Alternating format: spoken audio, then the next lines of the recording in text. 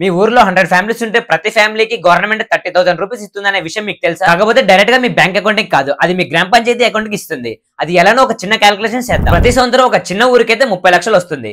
ఒకవేళ మీది మీడియం ఊరైతే 1 నుంచి 3 కోట్ల వరకు వస్తుంది. ఒకవేళ మీది పెద్ద పంచాయతీ అయితే 5 కోట్ల వరకు వస్తుంది. ఈ డబ్బు ఎక్కడి నుంచి వస్తుందంటే ఢిల్లీ నుంచి డైరెక్ట్ గా ట్రాన్స్ఫర్ చేస్తారు. అలానే స్టేట్ నుంచి స్కీమ్స్ మనీ ప్లస్ మన ఇన్కమ్ ప్రాపర్టీ ట్యాక్స్ అలానే వాటర్ బిల్స్ నుంచి కూడా కలెక్ట్ అవుతుంది. కానీ మనందరికీ ఒక డౌట్ ఉంటుంది, అంత డబ్బు ఉంటే మన ఊర్లో రోడ్స్ ఎందుకు అలా ఉంటాయని.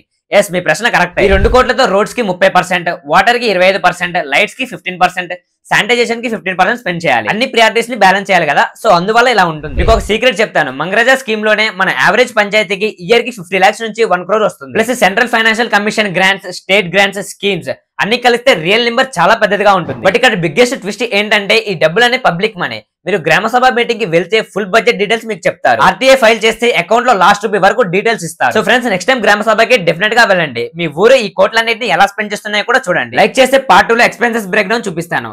Save this video.